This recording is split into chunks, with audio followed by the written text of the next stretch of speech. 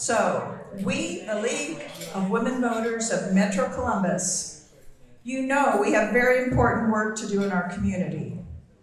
Fortunately, as League members, we have the background, the knowledge, the information, and the courage to continue to do the work. However, we could really use some more members and more financial support. So I'd like to welcome our VP of Development, Lucy Buzzy, to the podium so she can tell you more about how you can help. Lucy?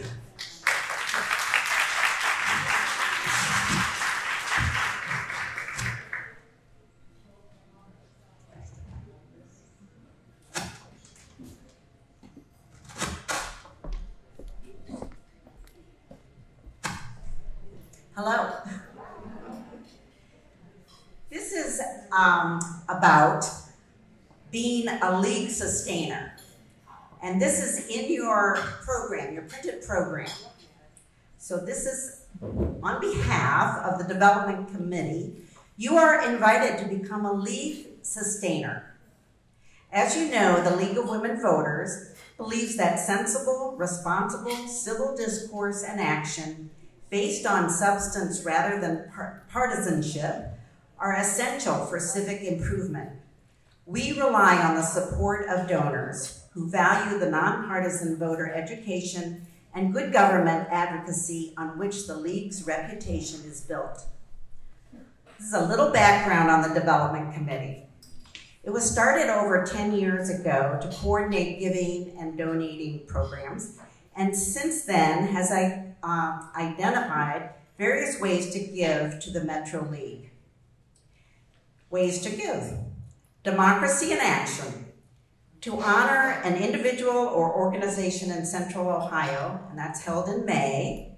To date, it is our largest fundraiser with patron and sponsorship opportunities available. It is also probably our most familiar of the ways to give.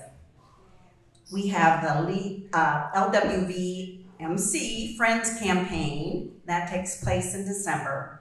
We have Planned Giving and the Columbus Foundation. We honor and we do honor and memorial giving, employer matching gifts, and IRA donations. In addition, the Grants Committee, which is a part of the Development Committee, has been in place for the last few years to research and apply for grants for specific Metro League programs. And now we are launching the League Sustainers. It's like a club. In your printed program are the details of being a League Sustainer. We will be putting this in the weekly e-voter as well. This is an important role for you to give to the League on a monthly basis to secure League's future, and it is easy to do. You may already be giving to on a monthly basis to other organizations, and perhaps you didn't know that you could do this with the League. This is separate from your annual membership dues. Your sustaining donation is not shared with League US or League Ohio. It comes as a tax-deductible donation directly to Metro Columbus. This is a great way for our League to be able to count on regular donations every month. And I figure if there are at least 100 League sustainers who give as little as $10 a month, that is $12,000 a year. You choose what you think is best for you to give. For many people, this is not a burden on their finances, and it is tax deductible and helps your League in so many ways. How easy is it? I have become a League sustainer, and I'm not a techie by any means. I was able to do this in a matter of moments and just follow the directions that are printed in your program. Remember, this is such an easy way to support the Metro League with your monthly tax-deductible contribution. Become a League sustainer. It's so important and so easy. Thank you.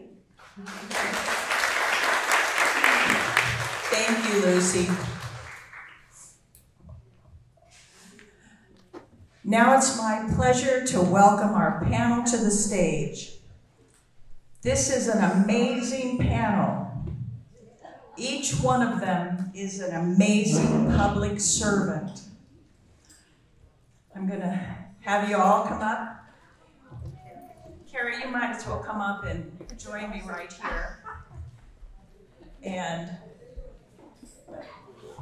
I'm going to introduce Kerry, and then Kerry will introduce the rest of the panel.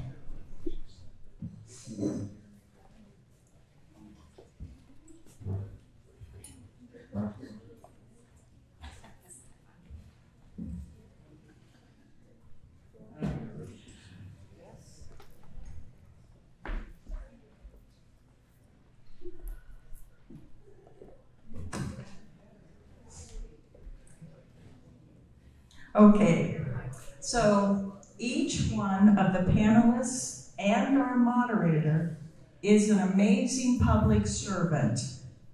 Among the four of them, we have two who have served as elected officials.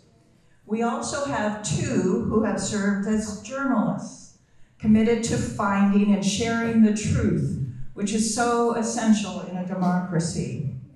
We have one who served the community as the leader of a variety of nonprofit public service organizations.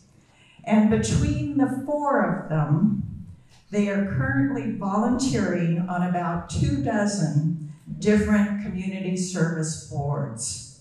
So before we even begin, I want to thank all four of them for their lifetime commitment to public service.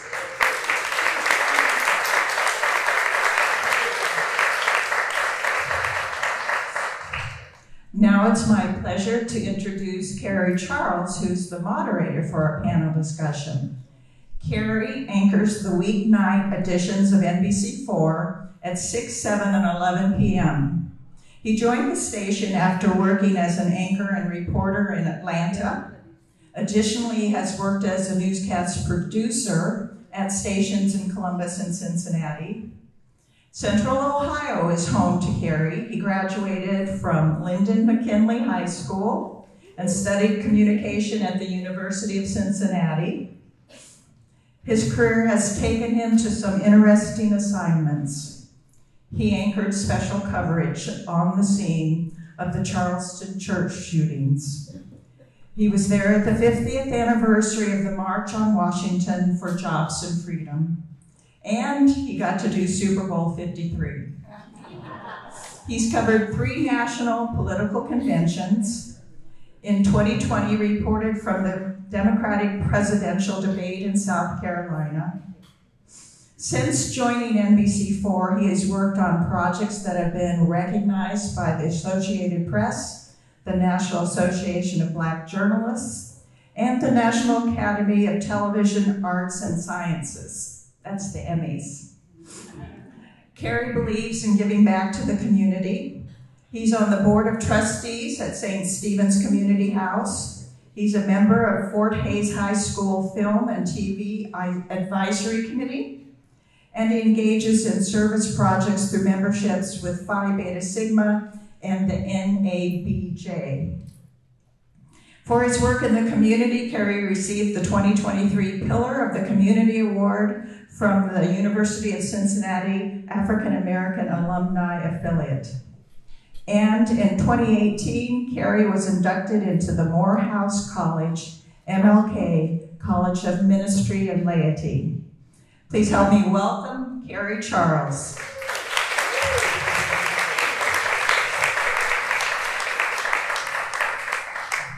I didn't know you were going to roll with that. So let me say this. First of all, thank you so much for having me. And for clarity's sake, before you all go and tell everyone, did you know Kerry's a minister also? I'm not a minister. It's ministers and laity, so I'm the laity part. They like to honor people who use their platform to help change the world in their various communities. So I was like, all right, Morehouse College, I'm there. So they kept asking me to preach and do all of these different events. I was like, wrong person. But so glad to be with you all tonight and ready for an exciting conversation. That, Jim, we're just going to leave on the table. We're going to put it in the middle. Put it in the middle. Sorry. No worries, you're all good. That's for a story I'm doing for Colleen's show, The Spectrum, and so we're going to get your audio with that. All right, so here we go. We have our panelists tonight. I'm ready for you all. This is going to be really good. All right, so first off we have, and we'll start here on the end, is Director Jen Miller. She has more than 20 years experience working with diverse communities to promote social justice and civic action. She's a board member of the Ohio Debate Commission, Kids Vote in Ohio, the Ohio Women's Suffrage Monument Commission, executive director of the League of Women Voters of Ohio. She's a jazz singer, which I didn't know, so she's going to sing for us tonight. She didn't know that yet. Surprise. We have Director Miller. Representative Curtin, who you see in the middle, has spent 38 years with Columbus Dispatch, held various positions including reporter, editor, associate publisher. He's the former president, COO, and vice chairman of the Dispatch Printing Company. He covers state and local government, public policy, electoral politics, and then, because that wasn't enough, he served 2 years in the House of the Ohio House of Representatives, elected from the 17th District, co-author of the Ohio Politics Almanac. And then on the end, a familiar face, former Attorney General Betty Montgomery, who served for 26 years in the following elected positions. See, I was trying to get over on y'all so we can get one applause so we can get more questions in. But it never... So, served for 26 years in the following elected positions: Ohio Attorney General, Ohio Auditor of State, State Senator for District 2, Wood County Prosecuting Attorney, asterisk here, during which she was the only woman prosecuting attorney in the state, and so on and so on. So now, our panel tonight.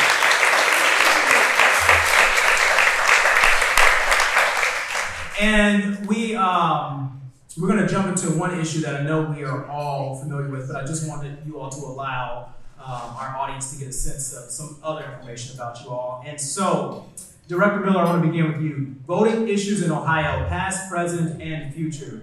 The goal is an informed conversation about the evolution of voting rights in Ohio, women, African Americans, and other minorities, 18-year-olds as well as the future of voting rights in Ohio. It is 2023.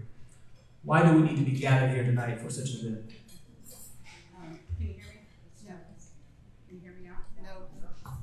Here we go. Sorry. Wow, that's... Well, first I just want to say it's an honor to be here. The League of Metro Columbus is one of my favorite local leagues. Oh. No, that's not working here.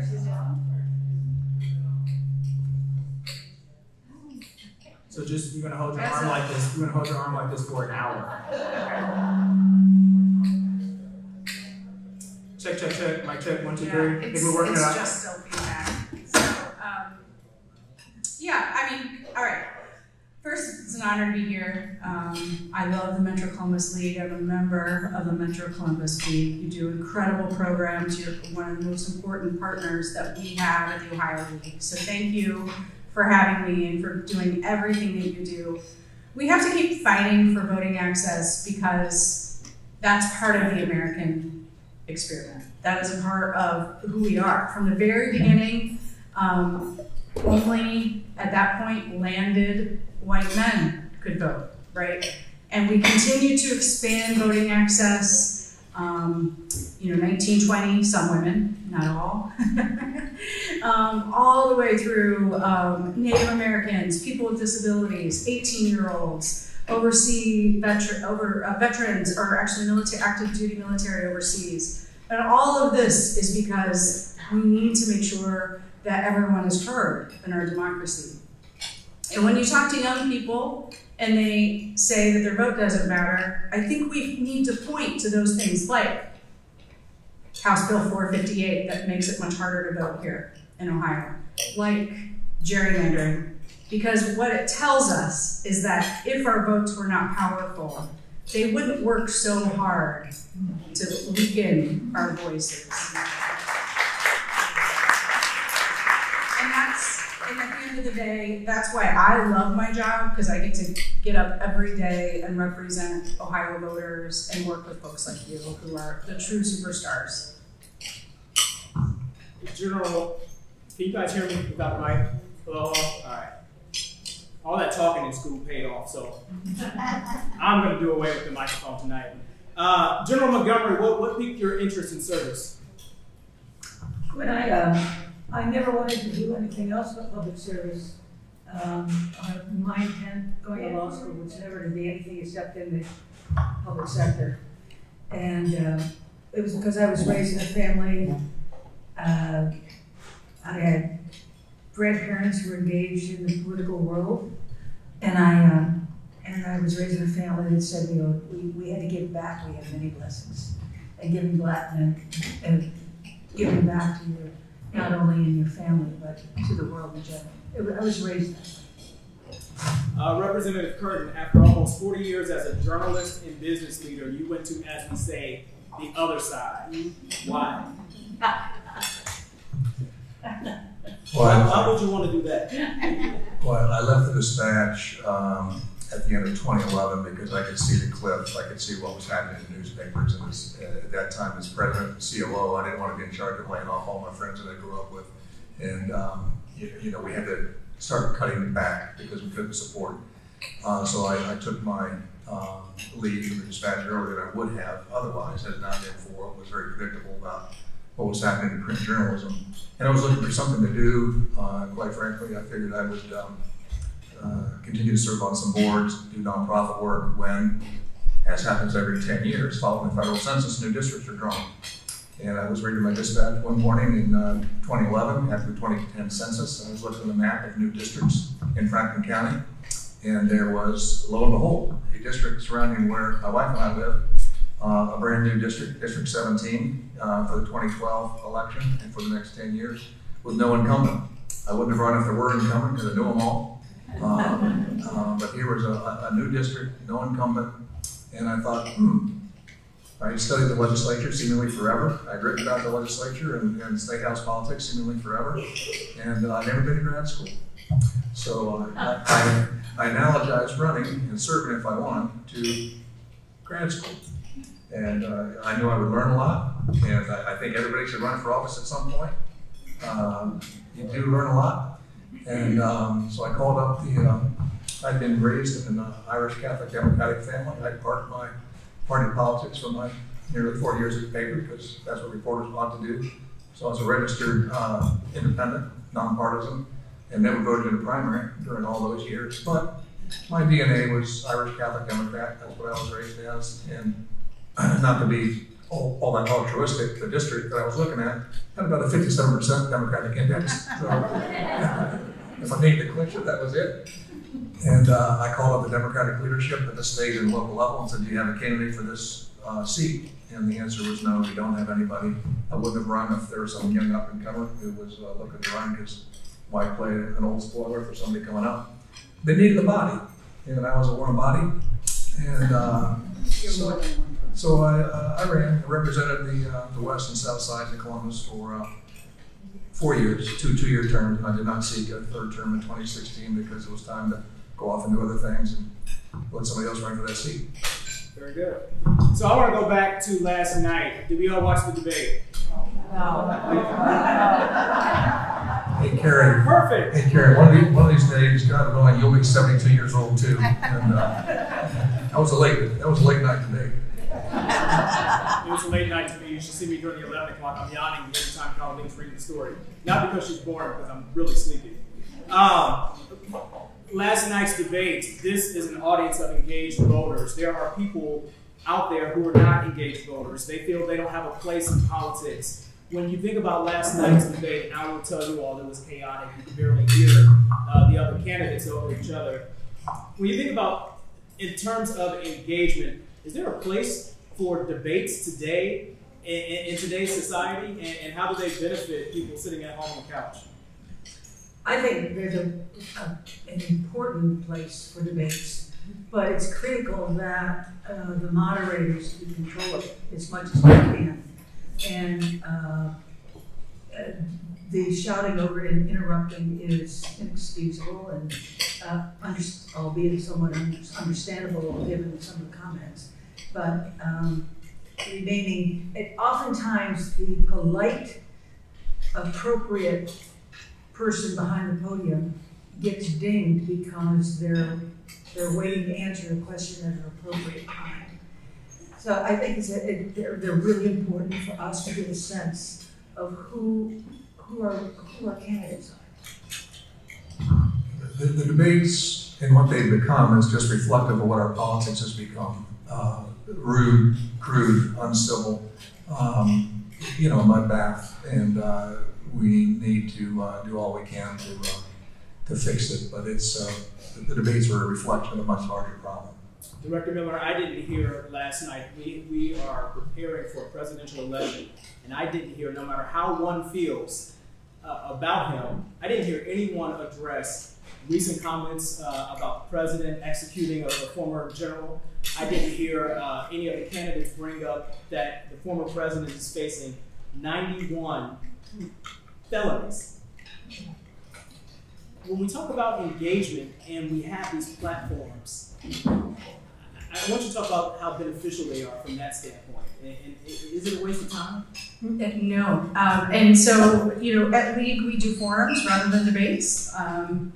And I want to honor the local league here. You do so many forums with so many local candidates. And I do think that those local and statewide forums or debates are particularly important.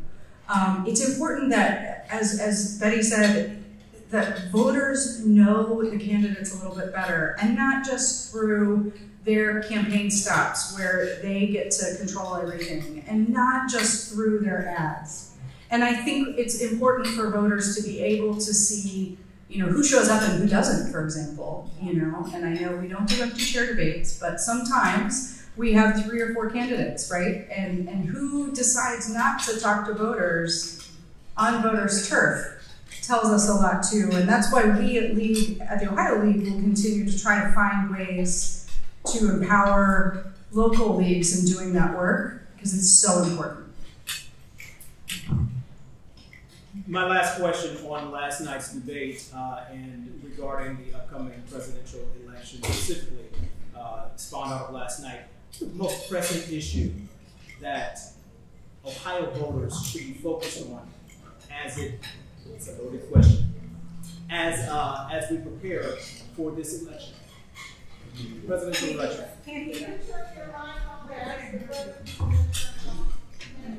Hello. See, I asked if y'all could hear me. Y'all said yes. I was asking about the most. They couldn't hear your answer. I was asking about the most pressing issue as we move forward toward the presidential election that Ohioans should be focused on. Issue concerned with voting suppression or what have you, as you all are watching this process play out, because I find it fascinating when we can go from a field of 50 people down to 1, no matter who that person is, how we get there. What's your take? Well, if you're asking from looking at the national election or the national platforms, what we should pay attention to in Ohio, I am by far most concerned about our democracy and the demeaning of the Constitution and the outright statements that already are being made that if I don't win an election, this election in 24, it was crooked. Because what you're doing is setting the stage for another January 6th. And so, there are a lot of things to worry about, whether it's marijuana or whether it's issue 1 in abortion. There are a host of, as always, in the public sphere. But fundamental is our democratic process.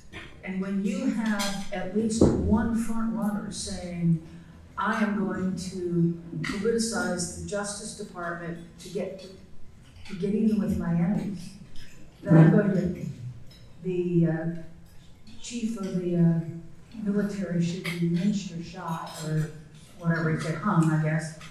or is willing to already begin to foment unrest about a peaceful transition of power, most fundamental of a constitution. That's where I think we should be.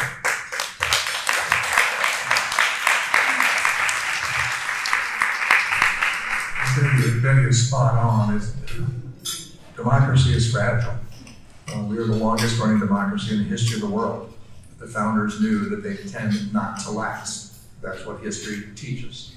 And we are seeing right now the testing of the fragility of our democracy like we've not seen it in any of our lifetimes on multiple fronts. And so you have to look at insisting candidates support the fundamental things like fair districting, for example, that the league has fought for decades. One of the questions that I like to ask, and I like to ask candidates when they came into editorial boards when I was there, is tell me 3 things you would not do to get elected. If you can't tell me some things you would refuse to do to get elected, you don't deserve to get elected. I want to hear what they are. We're at that point now. Well, goodness, I'm so glad we all agree on this. I think if you push yours that direction, no? I don't know. Of course I'm going to say democracy, right? But this is something we think so much about at League. In our 100+ year history, never have we lived through an attempted coup with the idea that there could be another attempt. Never have we had a situation where maps could be struck down 7 times and Ohio mappers continue to not abide by the Ohio Constitution or the Supreme Court.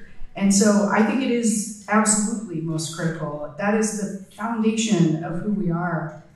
It is the stability of our democracy, the trust in our elections and our institutions. That's why I honor all of you, because that's another thing, is when the Ohio League says, I need you to write letters thanking our elections officials because they're getting threats, y'all do it, right? You write those letters to the editor. You demystify through programs how elections work and all the safeguards we have. And that's the piece that we play. We are part of the anecdote, or antidote, not anecdote, antidote, right? Yeah. We're not an anecdote. We're bigger than that. But we are part of the solution in making sure that everyday people understand how democracy works and why it's sacred and why it can be trusted. And if I could add a postscript, and we have some esteemed jurists in the room here, Eric Brown, former Ohio Supreme Court Justice. We have other people who have stellar legal backgrounds in the room, and they understand better than I do, but I have a mic and they don't, that it's especially fundamentally imperative that we support the best we can support for judicial positions. Amen. And in a state where we elect judges, we have to focus relentlessly on electing men and women of good character who put fundamental things before partisan identification and ideology. And when, there's 2 buckets in life. There's a bucket of despair and cynicism and the bucket of hope. And I try not to be Pollyanna, but I try to live in the bucket of hope and look for positive signs. And the biggest positive sign after the insurrection of January 21 was that the former President Trump and his allies filed 63 separate actions in federal and state courts contesting the validity of the election. And they went 0 for 63. Yeah. 0 for 63. Fundamentally, the judiciary held. And the judiciary is being tested again. But the judiciary held, including any number of judges that were appointed by Donald Trump, including many members of the Federal Society, the Arch Conservative Legal Society, they held because they understood what was at stake. And that gives me hope. But we have to not only thank our lucky stars we had that, we have to work to ensure that our core institutions, and I like to start with the judicial branch, because the judicial branch is the last guard It is the last guardrail to hold us together. Since you all brought it up, and this is the favorite subject of the week, let's talk about Ohio's legislative maps. He's leaving. He's not leaving, he's grabbing his map.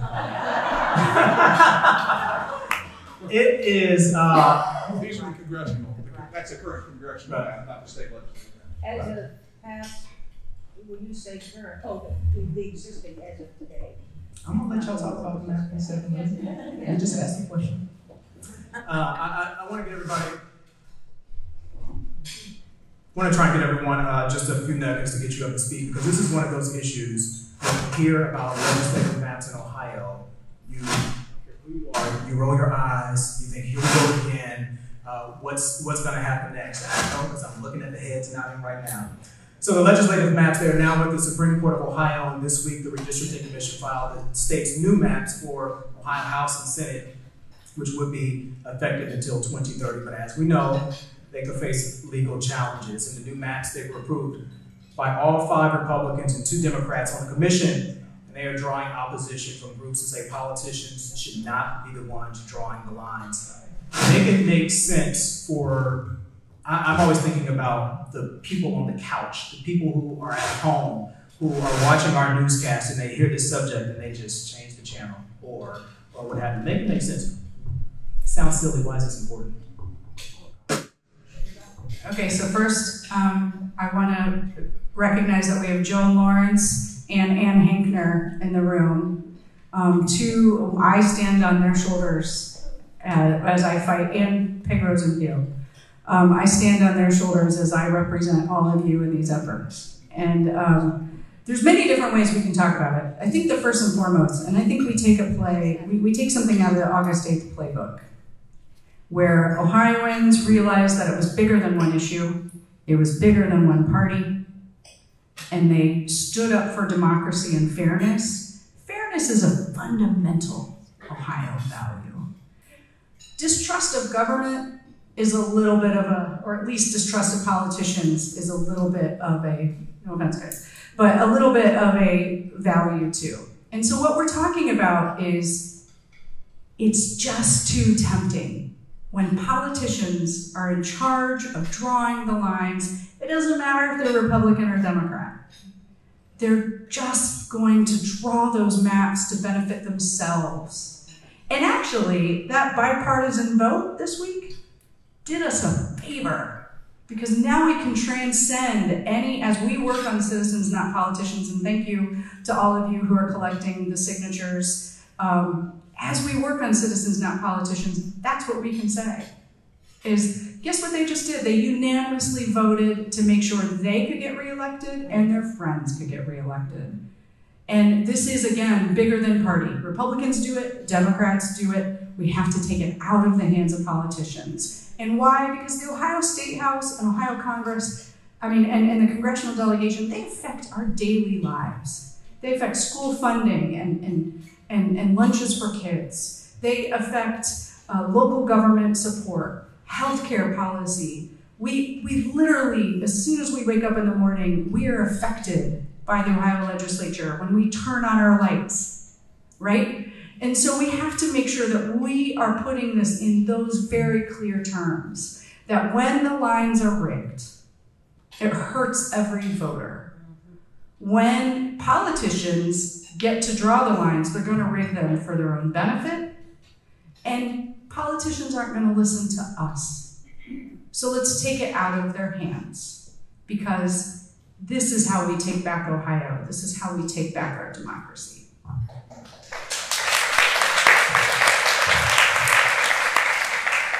We'll have a historic opportunity next November to create a truly independent citizens redistricting commission, and it's been a long time coming. In the 1830s, the Democrats in control of the Ohio State House gerrymandered the state to benefit themselves to the detriment of the Whigs.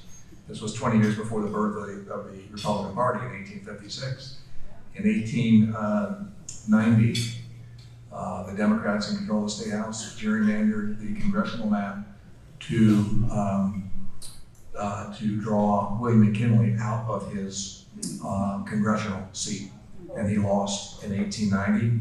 And the next year he ran for governor of Ohio in 1891. That's because gubernatorial statewide elections were in odd-numbered years back in the day. He ran in 1891, he got elected governor, and his inaugural speech in January of 92, he pledged to solve gerrymandering. So, we've been working on this a long time. It's time to finally get it right. You know, I'm not unaware that seeking to put a line drawing in the hands of an independent commission is oftentimes we have to be wide-eyed about this. You understand that we then take the commission is one step removed, if you will, from the public being able to get at it in a way that if you have elected officials, at least on the books, you can at some point take retribution by not electing those elected officials. I'm not unaware that even that system is capable of not doing what we are hoping it will do. And I concur that we are gerrymandered and we should have an independent. And I do because we have seen it time and again recently, the willingness of the legislature to ignore the Richard Nixon comment. You remember, I think it was when he was asked why he didn't burn the tapes, he said, we could do that, but it would be wrong. And right now, we seem to be working under half of that rule. We can do that. And so I think that at this point, the process requires that we try. It's very akin, in my mind, to in the early 1900s when the progressives, the Teddy Roosevelts of the world said, we have to get rid of the spoils system. We have to have civil service. Now, civil service isn't perfect, and I can look at these folks who have served in government, and they know civil service isn't perfect, but it protects. And so I think it's critically important that we try desperately to give it a shot. It's not going to be perfect, but it's our responsibility to try. We've tried for decades. Now it's an opportunity, and frankly, it's been given to us. So let's take advantage of it. Kerry, you're 100% right. When you do a newscast, talk about gerrymandering, districting, people's eyes glaze over. That's why it's important to drag maps around, because pictures are worth 1,000 words, especially when it comes to districting and gerrymandering. So that's a map of our current U.S. congressional districts. We use those districts in 2022. We're using them again in 2024. And Jen knows this as well as I do, that when you go around to neighborhood groups, civic groups, and talk, you got to have these maps with you because they can explain the situation 1,000 times better than we can with words. So you look at District 5, stretching from the Indiana border, Paulding, Van Wert, Mercer counties, all the way to Lorain in the Cleveland media market. Who would do that? Who would do that? There's only one reason to do that, and that's to carve a district for partisan advantage. District 4. Who would draw a district that looks like District 4 underneath District 5? Or District 9? Or pick about at least half of them. People get it. And so whether it's congressional districts or state legislative districts, we have to simplify things as much as possible, but not distort them. This is not distortion, but it simplifies that you're being used, your vote is being diminished, you're being put in one district or another not for regional cohesion purposes, not for being close to your neighbors, but for partisan advantage and partisan advantage only.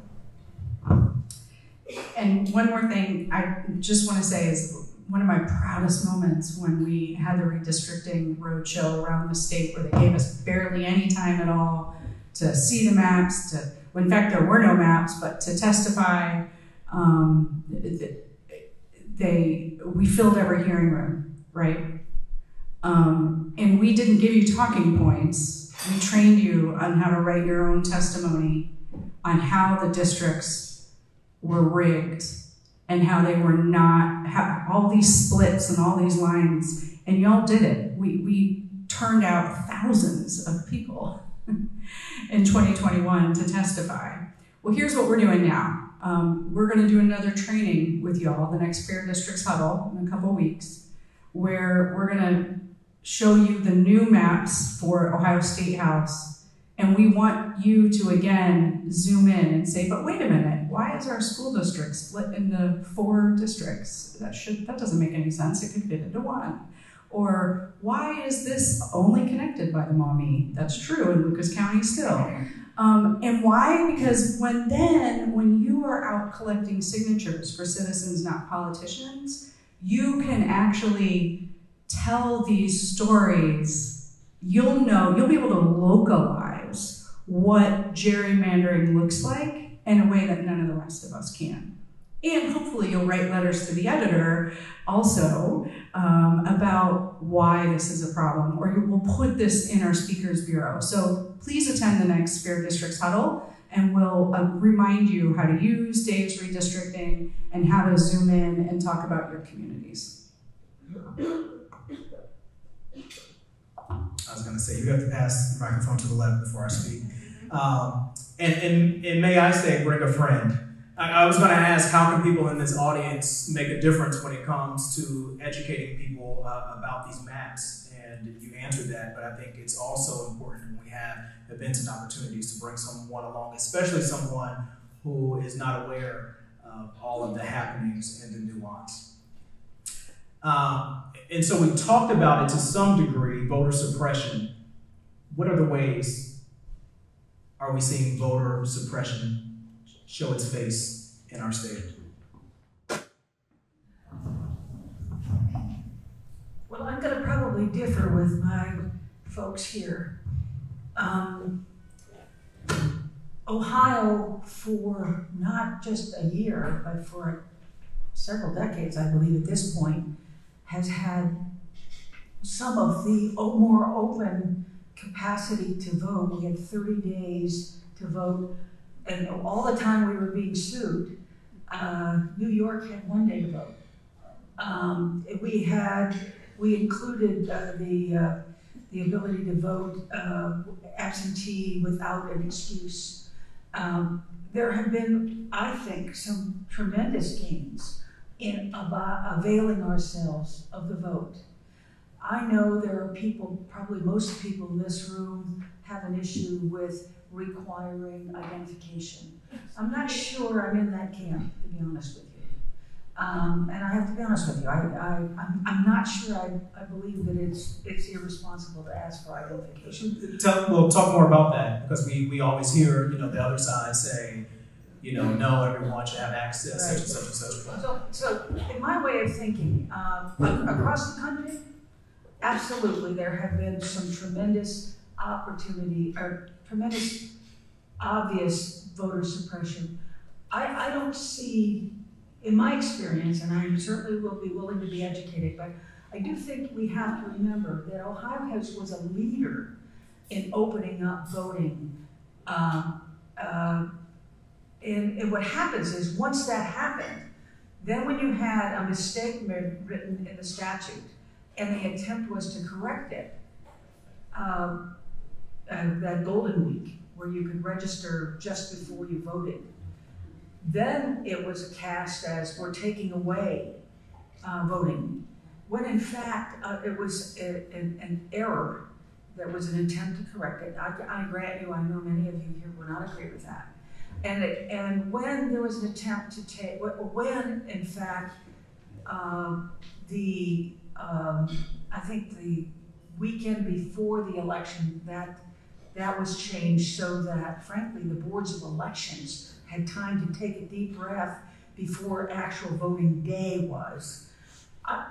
Once you have the right to, even if it's a course correction that it's legitimate, it then is cast as a voter suppression. So I probably have to turn this over to somebody who makes I want you to pass it down to the end of the table, because someone's down here just riding away.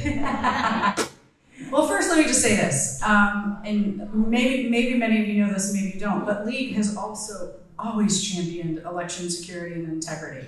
And so the bipartisan chain of custody, that's something we championed, along with access, disability access here in Ohio for the vote, actually predated some of those laws nationally, and some of those laws nationally were modeled after Ohio. So this is a balance. I'm gonna say a few things. I don't like the word suppression either. I think there are moments of suppression. I think there are a lot of barriers. So let's talk about those. The first thing I do want to talk about actually is intimidation. And so in 2020, it is absolutely true that there were Second Amendment rallies across from the early vote centers. That is not okay. I think that's scary for people. We have a lot of disinformation and that can lean into intimidation. Every election we have in lower income areas flyers that scare people about voter fraud and basically make it sound like if you have any sort of criminal activity in your past, any sort of conviction, I should say, in your past, that you can't vote, and that scares people from voting. These are people. This is not the state. This is not suppression in any sort of classic sense. It's not okay. We also, during early vote, especially in Franklin County, see the anti-choice folks show up with these big nasty banners. Many of you have seen them, and they start yelling. They stand there 10 feet away, but they start yelling. And they yell at the young people, and they yell at the people of color. And we saw in 2020 especially a whole bunch of individuals actually leave the line because it was so stressful. These things are not okay, and we are part of that solution through election protection and through the Peacekeepers program. We actually made the New York Times in 2020 because we started bringing faith leaders and social workers to the polls when the tensions got high. Another thing we do in Franklin County specifically is we actually pay someone to play music. They plug in at the Sam Ash and they're a DJ and everyone dances. And we did this after there was a couple of judicial candidates actually that were about at fisticuffs in 2022. And I was like, we need to bring the music in here. And the next day everybody was dancing. So we're just gonna do it from here on out. But the barriers, let's talk about barriers. The confusing early vote schedule. The fact that the last week of early vote, the hours change 4 times. Every time someone is confusion is the enemy of turnout. Is that suppression? No. Could the state have listened to us? Could the legislature have listened to us about simplifying the schedule so that voters don't show up and think they can vote and then can't, and then they're like, well, I gotta work or I gotta do this or that, right? Polling locations. It's far more likely if you live in a lower income area for your polling locations to change. So let's say you take the bus. You get off to your regular polling location. That's been maybe your polling location for 5 years. It's not there, and then you gotta go back to work. These are barriers. They're not suppressions, but they're barriers. Voter ID, some of the new 458 rules that I'm particularly concerned about. Veterans. Now, the county veteran ID no longer works. This is a problem because actually probably more of our veterans in Ohio have a county veteran ID with their face on it, with an expiration date, but they can't use it. And a lot of veterans don't know this. Students, especially students who are out of state, if they go get the free state ID, do you know what happens?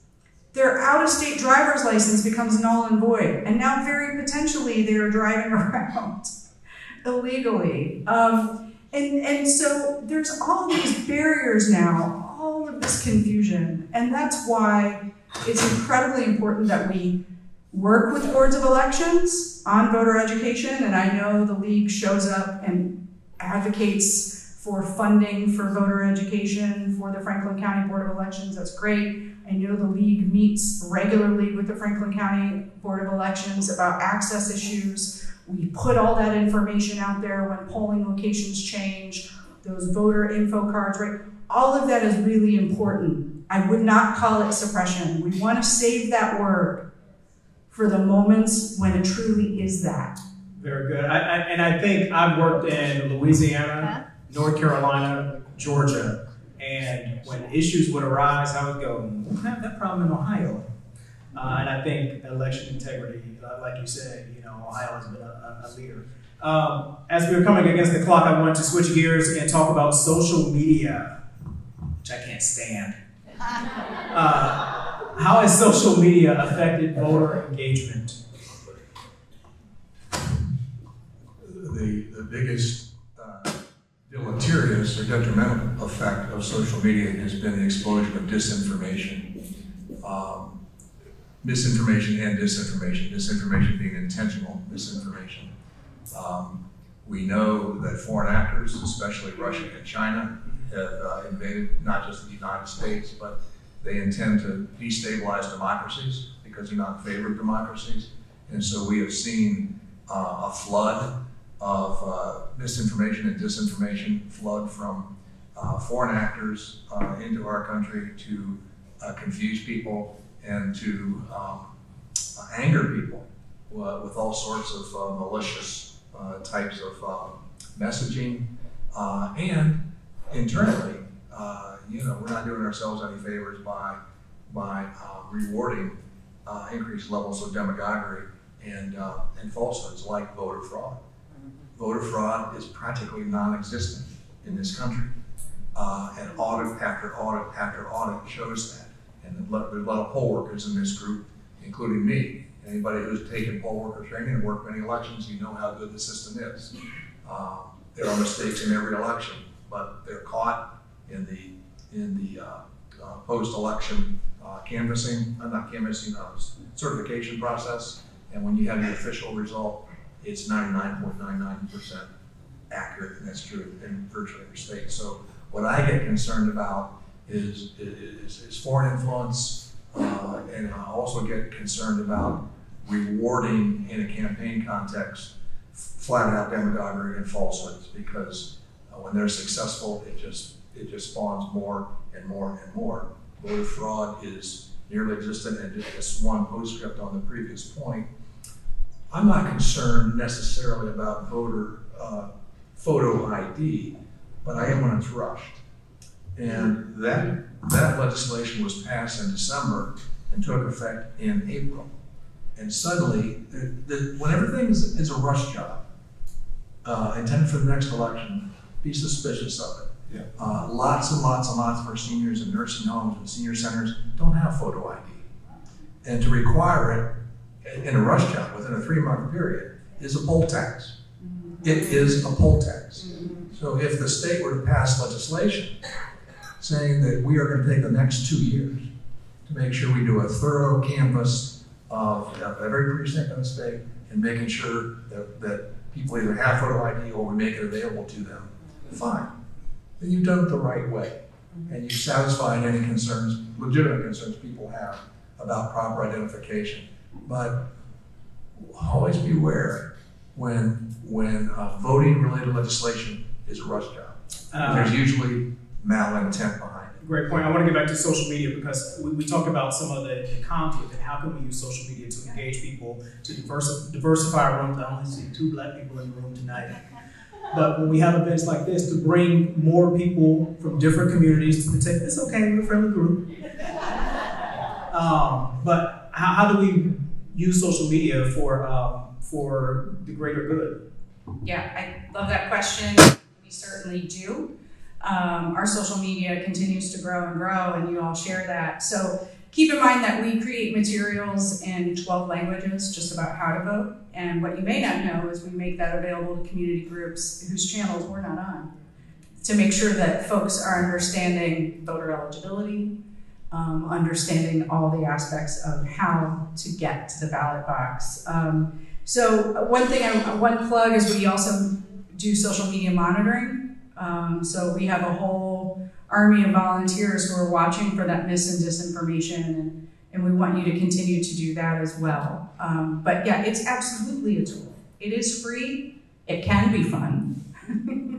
There are days that I don't get anywhere near Twitter or X or whatever it's called now.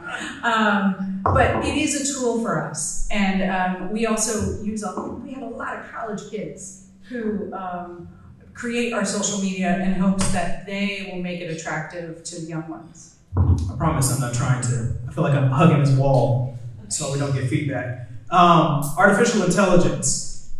How concerned are you all about AI? About AI affecting, Director Miller's like, here we go. How concerned are you about artificial intelligence affecting whether it's engagement or the results of elections? I think Mike has said it very well, and anybody who's served as a poll worker and anybody who knows the election laws in Ohio understand that it is, we are removed from the internet. Our voting machines are removed from the internet. We have a bipartisan, when you're moving ballots, we are very decentralized, bipartisan. And I guess I am not as concerned as long as we are aware that AI is a tool so often, particularly in government. We are behind the 8 ball when it comes to technology. It gets way ahead of us before we say, wait, but we need to have some regulations. And I'm pleased to see that the attorneys general around the country are looking at that carefully, as the FTC and some other folks. And I just think it's, as long as we're aware that we have to have a checks and balances on AI. It's a tool, just as Jen said, social media is a tool. And by the way, just as a comment on the social media question, the other thing that social media has done is, because it can be so anonymous, it has taken us to our lowest level in terms of how we treat each other. Yep. And anonymity is really toxic. And that toxicity just permeates the way we handle ourselves, and civility is one of its first victims. Those of you as old as I am, I'm 72 or older, may have experienced what I experienced when you should have been doing your algebra homework. You were reading Mad Magazine, Spy versus Spy. The black garb spy versus the white garb spy, always undercutting each other, one-upping each other. Think of AI in that, what we're beginning to witness is AI is so powerful. There's a lot of evil actors using AI to do really bad stuff, including trying to undermine our democracy.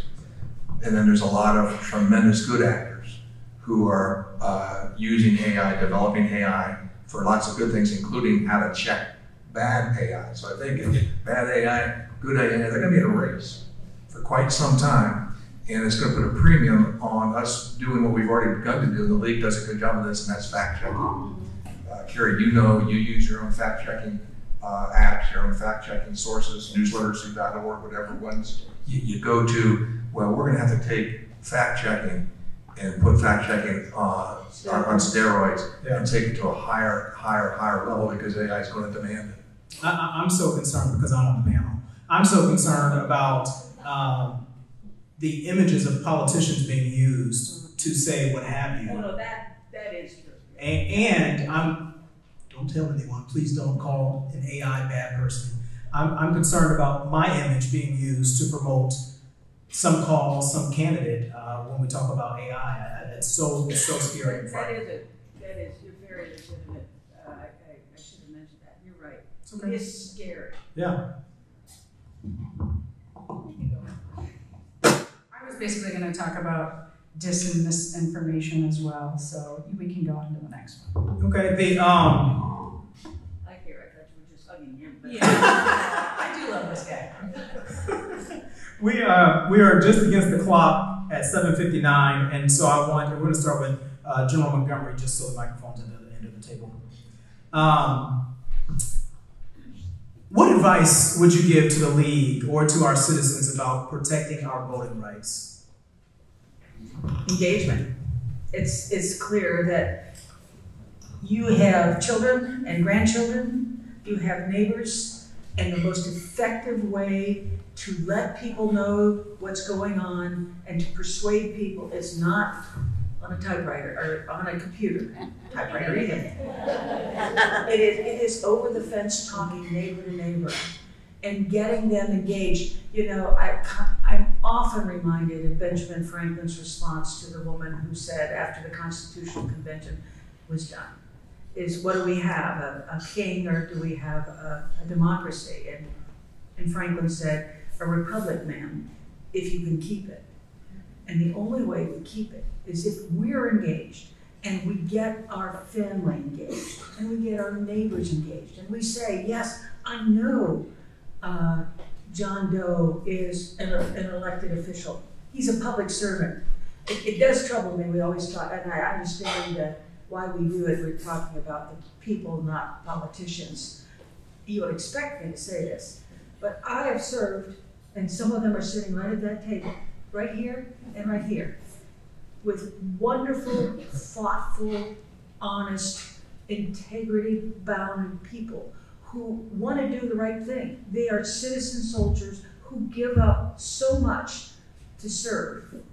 And I just want us to remember that for all that cynicism that we have, and understandably so, that there are people, and they're sitting right here in this room, who believe in public service. And your job is to make sure that your neighbors and your family and your members tell the people you know, this is a person who's you're not going to agree with them 100%. You don't agree with your husband 100%. But they're good people, and they're honest, and they're trying to do the best for this republic. And so engagement for me is my answer. Your question, Kerry, invites us to preach to the choir here.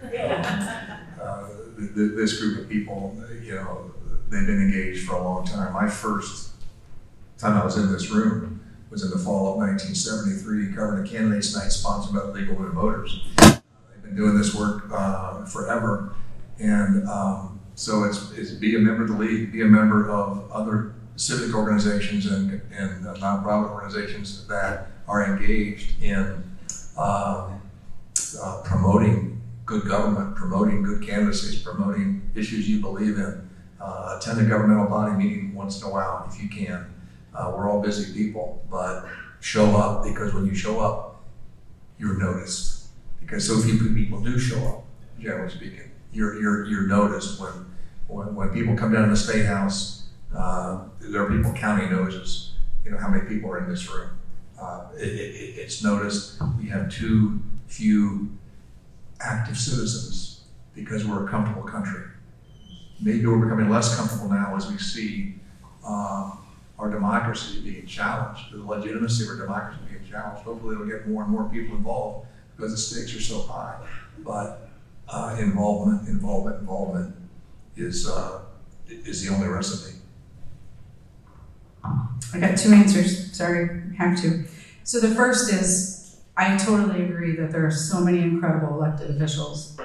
I think ending gerrymandering, given that gerrymandering promotes polarization and extremes, ending gerrymandering is how we make sure we get more of those public servants who care about every voter into places of power. So I think that's important. But what I really wanted to say is this: we live in scary times, stressful times, absolutely maddening times.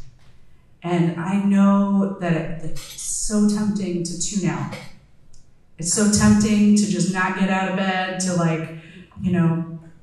dig your head under the covers. And occasionally we all need to do that for mental health. Please, all of you, take care of yourselves. But this is not the time to tune out. This is the time to lean in.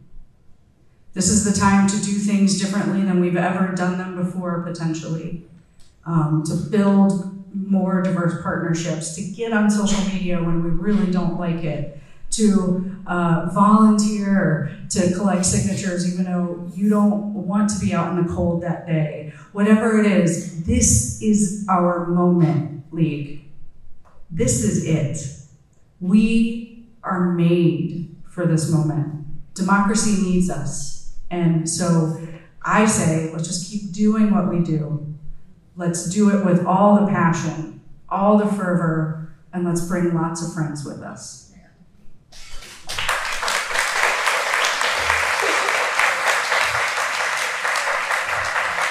take the charge in my role as a journalist. Won't be on social media, though. I have to tell you that one. Thank you all so much to Director Miller, Representative Curtin, well, I think I said 2 years earlier versus 2 terms, and General Montgomery. Thank you all for being with us. And I will, if you can, stay up tonight. Join me for NBC 4 at 11. Have a great night. Thanks for having me.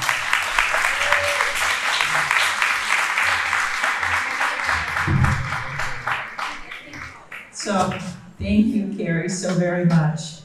And I want to thank all of our panelists as well. And I also want to thank our operations manager, Elizabeth Grieser, who organized tonight's dinner meeting and does so much for us and the community. Thank you to all of you. We appreciate your support and attendance. And I've got to leave you by repeating one of those thoughts. Somewhere inside of all of us is the power to change the world. Thank you all, and good night.